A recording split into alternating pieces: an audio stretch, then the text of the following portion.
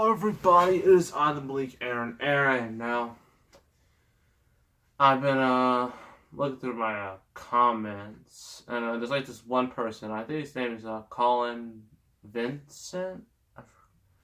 I believe that's your name. Like, apparently he or she, whatever, it's probably a he.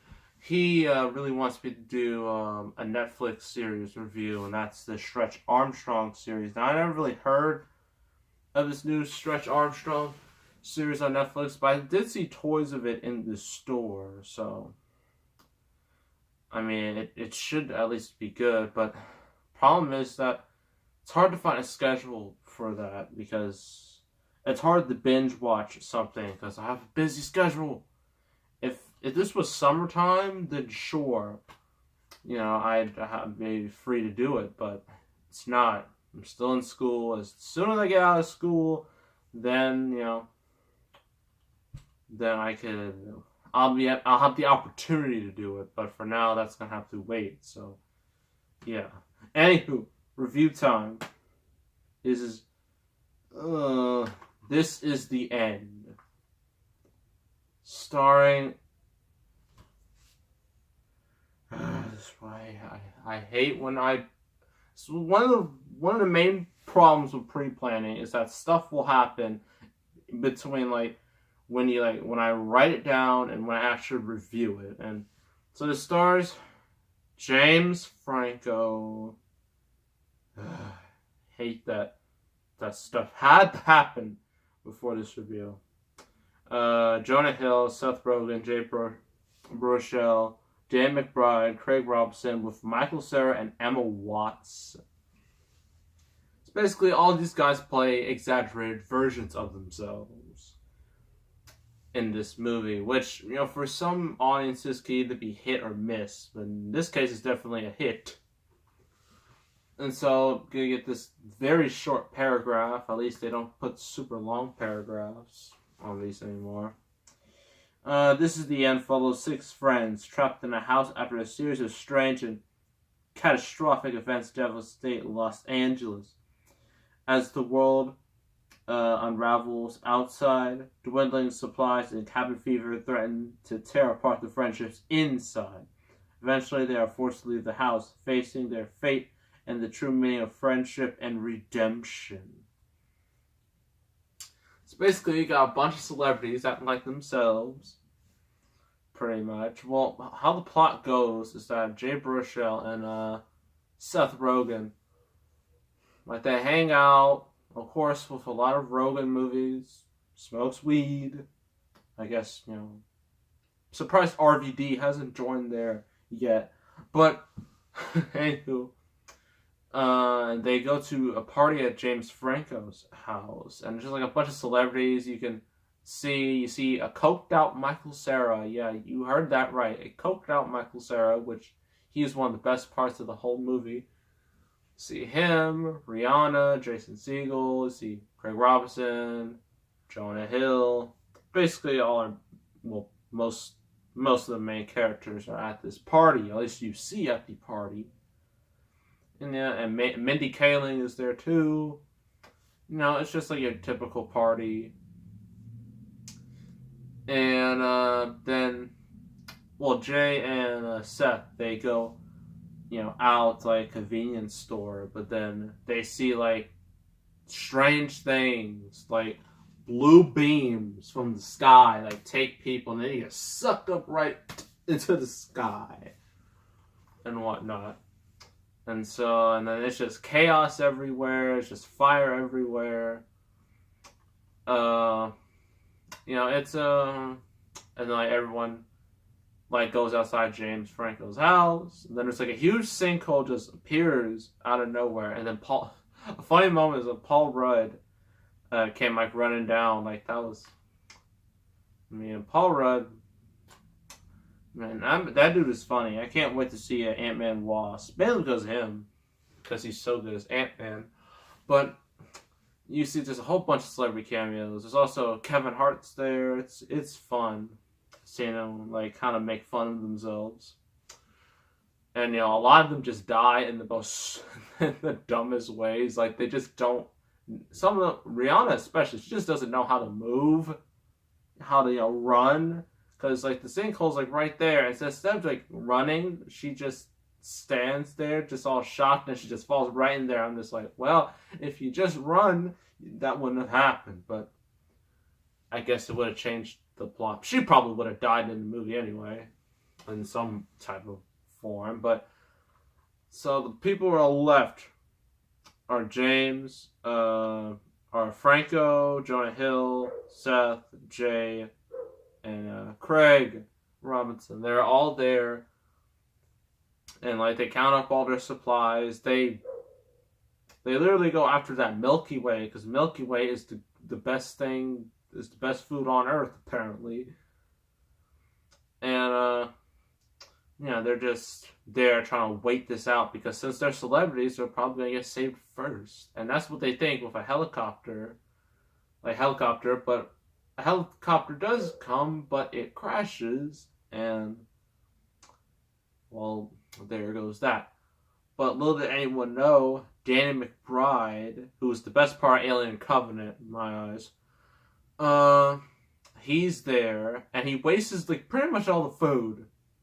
So there goes all the food, but he doesn't know about the whole apocalypse thing.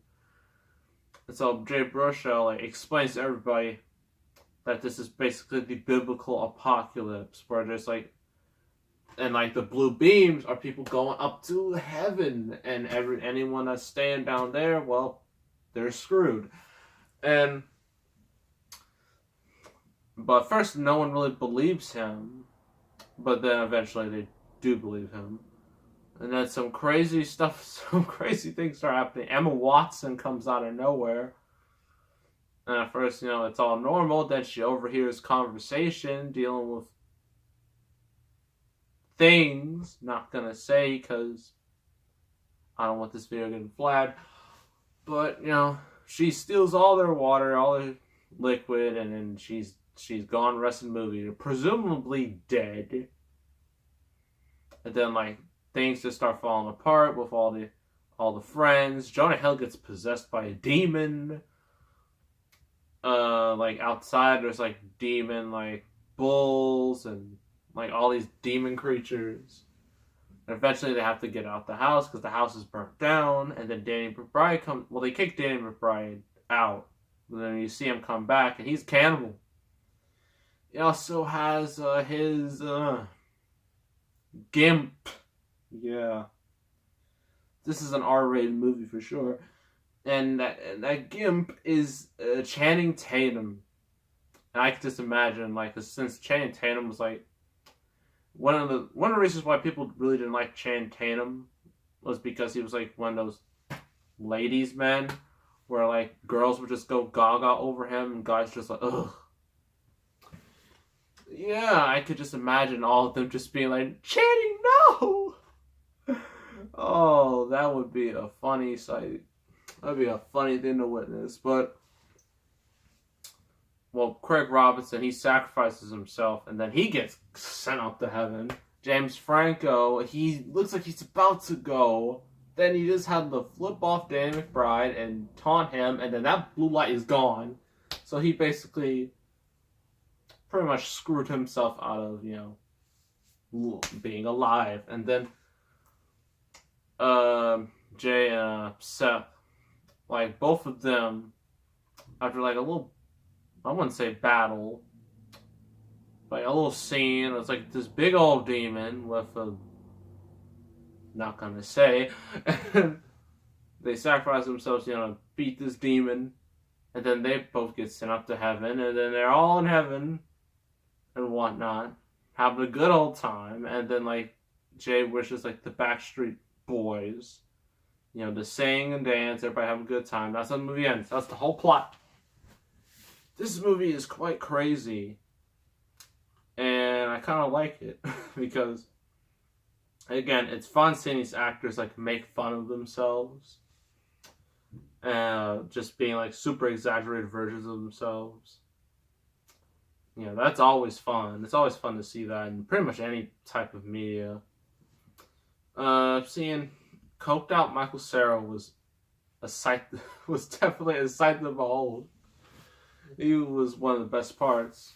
Emma Watson was also one of the best parts.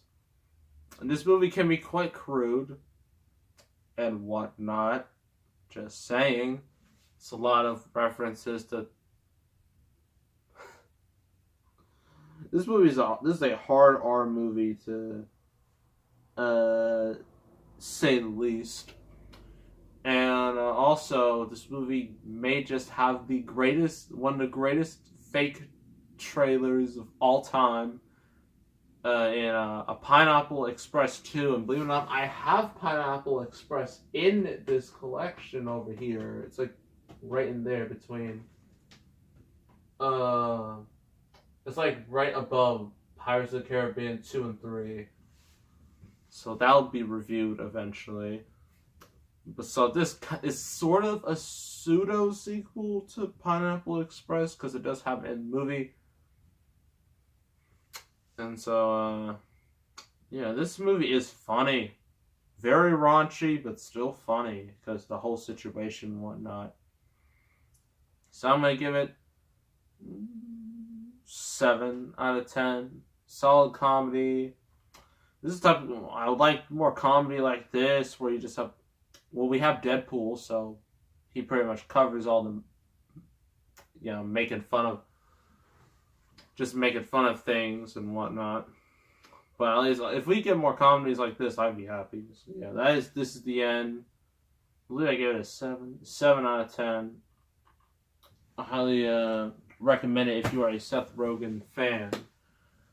Next review is a movie that is somewhat recent. It came out about a little over a year ago. It's Passengers with Jennifer Lawrence and Chris Pratt. And the first thing I'm going to say is, do you know about the twist? I'm like, yes, I know about the twist. I'll get into it when I review it. So stay tuned for that. So make sure to subscribe, like this video, leave a comment. I will see you all next time. And I am out.